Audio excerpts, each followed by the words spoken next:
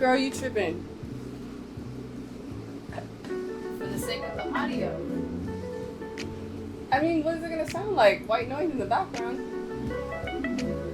This is a real life situation. Okay? It's not Hollywood.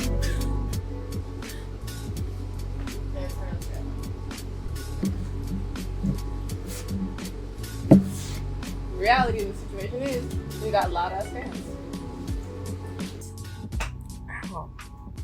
Aesthetics and Mobility is a online documentation of our conversations about our experience living in a box truck. We built this home. We have plans to use it as an exhibition space, to use it for public art programming. What has been the most exciting thing, I would argue, about this experience is learning about ourselves and about functionality and design through the process of living in this space. I'm older than I look, from North Carolina. Enough about me. Tell me about you. I'm from LA, from the city of Inglewood. Have been living in Miami for the past 3 years. I mean, I think where we could start would be talking about the title of our show. Ideas around what mobility means for us within the context of this project.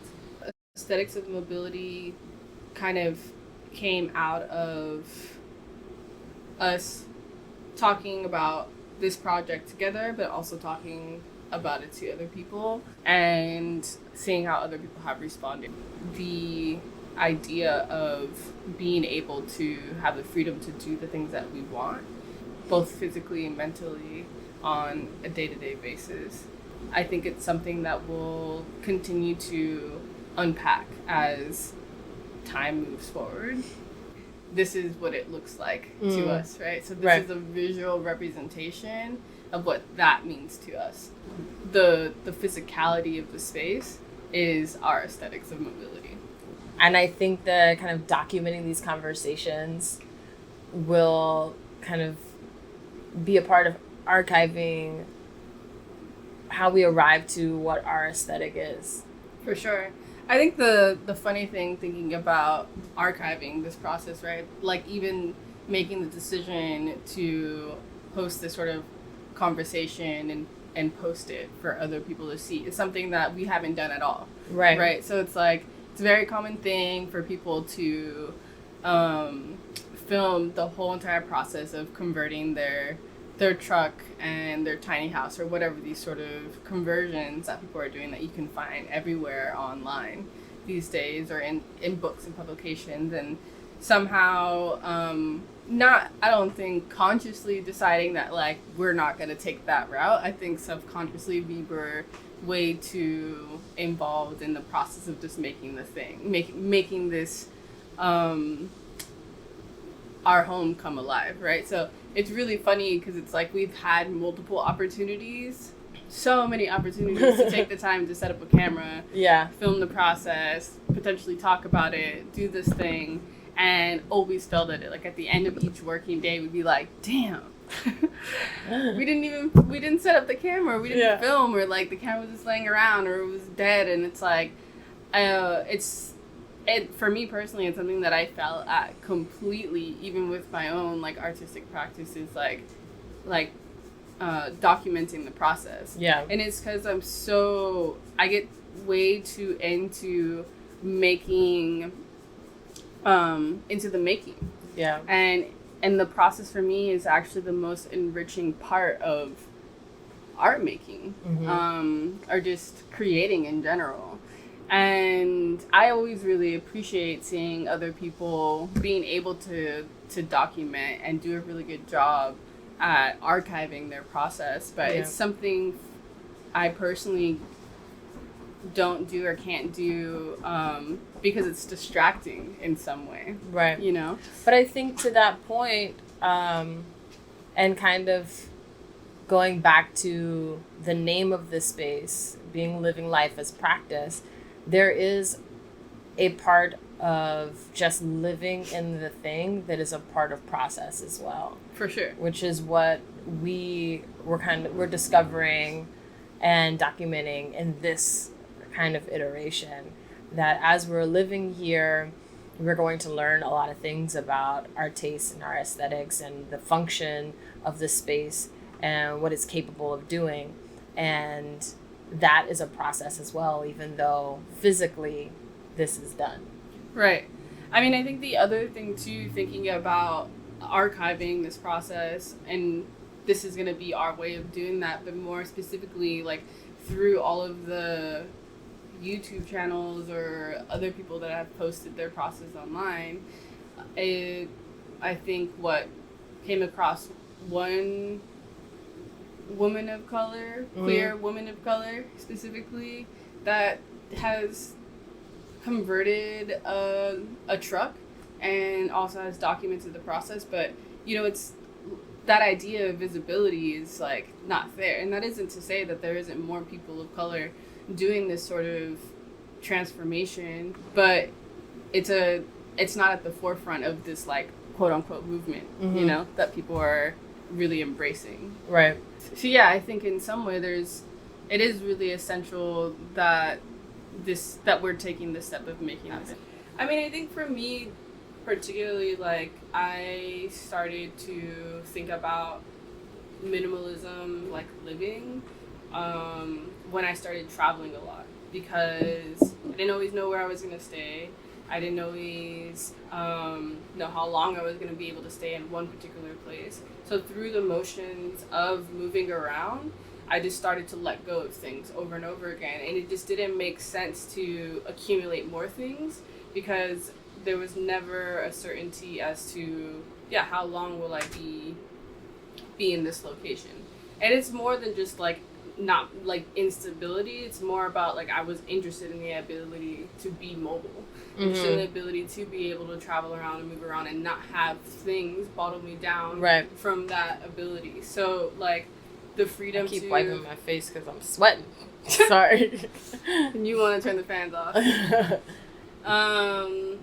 So it's like thinking about what are your essential needs, right? And how much of those things do you need all at once? One of the things you just made me think about, because you said something along the lines of like not being forced to have less things because of circumstance, but being interested in the ability to be mobile. And it made me think about a lot of the ways that people talk about. I think it's both, though. No, for sure. But that kind of hinting at the other side of the perspective made me think about the way that the art world or artists are talked about as like this, they had limited resources and like this is what they made from because of how limited they were and what the access they had was, and kind of this like adversity births like innovation kind of idea. But there's also a part of it that people can also just decide to work with less, like not out of a handicap, but out of like purely I desire to function this way because it makes me more flexible, it makes me more mobile. I don't feel as heavy aesthetically, it's not as crowded, or like whatever the thing may be. So it made me think about that. On like an economic level, like a huge part of it is that it gives you the freedom. Thinking about how much rent, particularly in Miami, is, or any major like city, it's like it's always really, really expensive, and really expensive for artists, right? So like, how do artists be able to maintain their practice and still have a livelihood? This is definitely a way to kind of chop through that. Yeah. Having now the freedom to like not have to pay rent, which takes a huge part out of a paycheck for anybody. Yeah. Gives you the ability to do more of the things that you want to do and invest in the things that you want to be doing. It's unfortunate that there are people, the majority of people are put into positions where they have to work multiple jobs just to be able to pay rent. So it's like never really seeing something in return for the work that they're putting in. Yeah. When people first find out about us living in this truck, their immediate question, or one of the first questions is like, so you guys planning on traveling? Where are you traveling to? like basically doing like some form of a road trip type of situation. And with you in particular, you're kind of like, no, I'm not planning on going anywhere.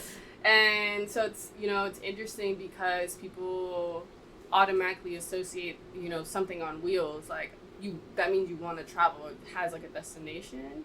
And where I think more specifically, it's about having sustainability in the place that you're currently living in, which is it's a different thing.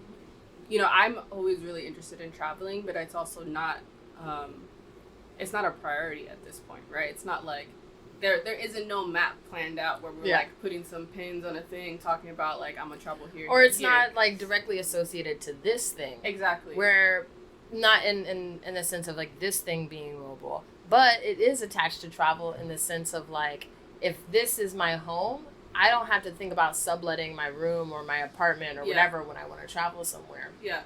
I don't have to like think about this like this thing that I'm so attached to that like gives me anxiety to leave it.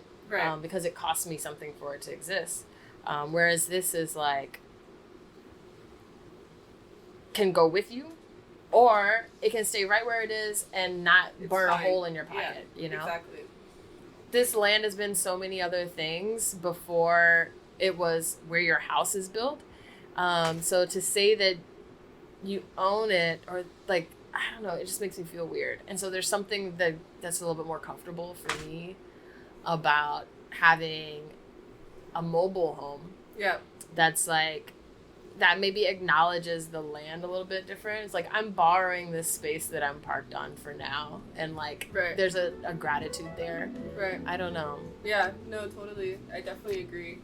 The ability to make this whole project comes with a level of privilege as well. Having the resources, having the community, having the ability through your own body and mind to be able to do this. So yeah, that's a blessing. Word. For sure. It's a wrap. Is that how they do it? It's a wrap. Yeah? Let's see. Look like an artist. You like make stuff? I live in a truck. Do you want to come see? Okay. Damn, what kind of truck? You into that? Yeah, I mean, it depends on what kind of truck it is. It's a 15-foot box truck. Like a U-Haul. Word. Okay. I like U-Hauls. Most lesbians do. Exactly.